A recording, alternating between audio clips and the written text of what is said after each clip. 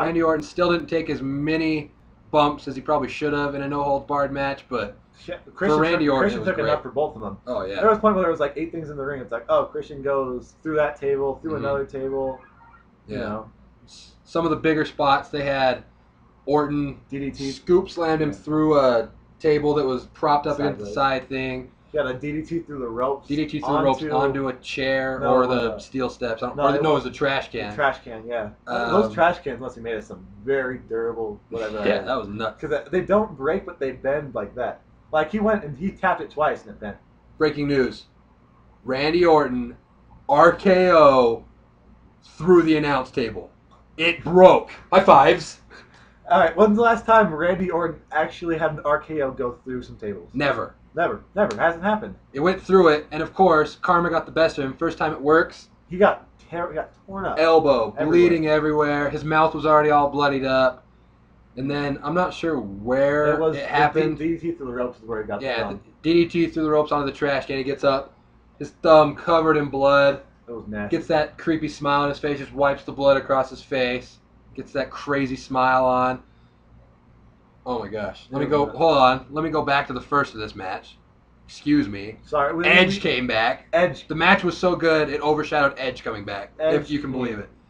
Christian comes out at the first. Sorry, we're backtracking. Comes out, talks about his secret weapon he talked about, brings out Edge. Edge pretty much just talks about how the doctor said he can never compete again. He's sad about that, but he was happy where he left Christian, because if you remember, Christian was a face when they left. It was all feel good. Then he talks about how he just complains and complains and complains and complains. So he made fun of him for that. And then he pretty much left and said, all right, do it on your own. And then Orton came. All right, and then back to the match. That would have been. That's how you know how good the match was. Is it over? We forgot Edge for a minute. Like, had Christian have won that match, like, all, you know, he could have got, you know, more of a push that way, but it ended just fine, you know. Orton. Like, they could have, you know, had him win, clean, or they could actually push him well from where he is now if he doesn't complain and all that stuff, you know. Because Edge got the biggest ovation of any guys who came back to this point. No spoilers yet. Don't want to spoil it. We have another return later for some of you old school fans. But the way this match ends, if you remember how Orton won the belt from Christian on the first SmackDown, the steel steps were in between the turnbuckle and Orton. Christian runs, does the springboard sort of thing off of it. Orton catches him, RKO onto the steel steps. 1, 2, 3, blood everywhere on Orton. Yeah. New world champion for like the 9th time or something like that. Something like that. But can't complain.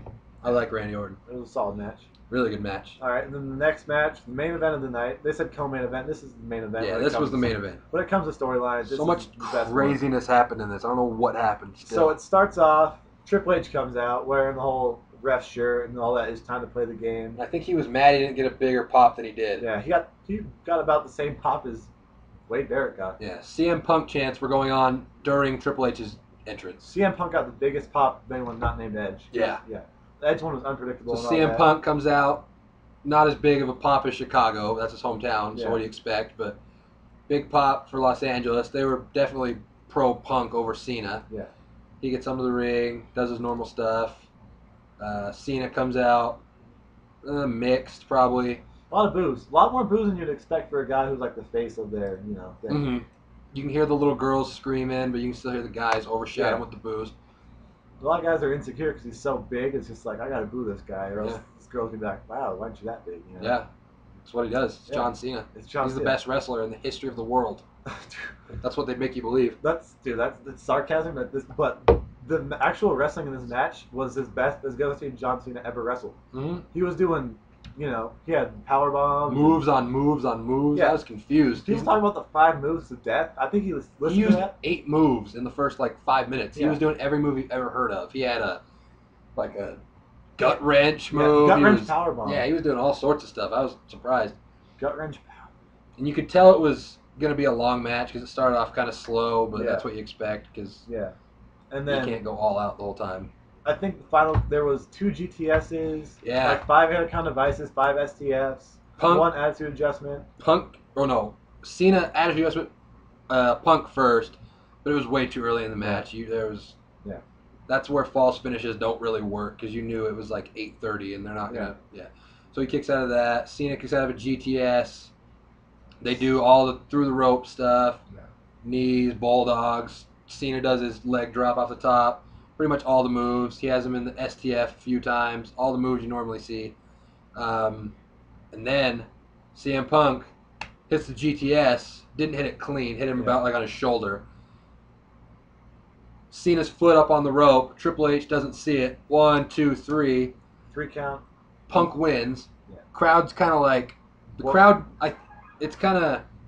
crowd was kind of doing what I was doing. They wanted to jump up and down, but they felt like something else was coming. Yeah. Like there's no way it's going to end that blatantly with his foot on the rope, but it did, surprisingly. Yeah, and then like you expect, John Cena walks off and you're like, well, oh. John Cena, he talks to Triple H for a minute. Yeah. He's like, "Oh, I told you missed it. My foot was on the rope." He whines and runs off. The thing is, at that point, it's just like if Triple H wasn't involved, is when you'd expect Triple H or Vince McMahon or throw people out and go, to come out and do we're something. restarting this. That would come out and right, But they didn't do that because Triple H is just like, nah, I didn't get that call wrong. I'm Triple H. I'm God of wrestling. Another important spot of the match that we kind of looked over. After CM Punk did the whole Chicago dive through the ropes, the count got to 9, double count out, and then Triple H, before he says 10, stops, jumps out of the ring, throws them both back in the ring, like, oh, I got to get over as a face, so we're not going to end in this, brother. Yeah. So then CM Punk running around with the belt. He goes in the ring. Triple H offers to shake his hand. Punk kind of looks at him like, not going to do that. Yeah. So Triple H grabs his hand, lifts his hand up. Triple H leaves the ring. CM Punk just still celebrating. And the last part was good because they kept the camera on Punk with nothing happening for long enough that you kind of just kept saying, oh, they're just going to end it. Yeah. Whatever. Camera cuts out. You come back. Who returned tonight? Kevin freaking Nash. Big, sexy Daddy Diesel. Comes out, picks up Punk. Boot to the face first. Oh, yeah, picks boot to up the Punk, face. Power bombs him. him. I don't know what he used to call it. Jackknife? I don't know what he used to call it. Yeah, the jackknife. He didn't get as much attention as he used to, but... Drops the power bomb on him. Yeah. Runs out. Triple H is on the ramp like, who? What? And then... He runs out like, who was that? Who was that? And then all of a sudden, guess who comes out? He has so much money. Del Rio comes running out with a big grin on his face. Punk sits up. Boom. Boot to the face. 1, 2. Kick out. Just kidding. 3. Alberto Del Rio. New champion. The crowd, we were silent for 5 minutes. We were silent for 5 minutes. It was like this. Like, what? It was like, it's not like we were mad. Well, I was kind of mad because... Yeah, he's a CM. I was sitting there, I'm just like... Big CM Punk guy, but at the same time, you got to realize the relevance of Kevin Nash coming back. Del Rio cashing it in. Finally gets the belt after 5 pushes that were ended. Good night. How many times do you have to win the Rumble and the briefcase to finally get the belt? Here's the deal, though. It's what you were saying earlier. There's now 5 guys with rematches.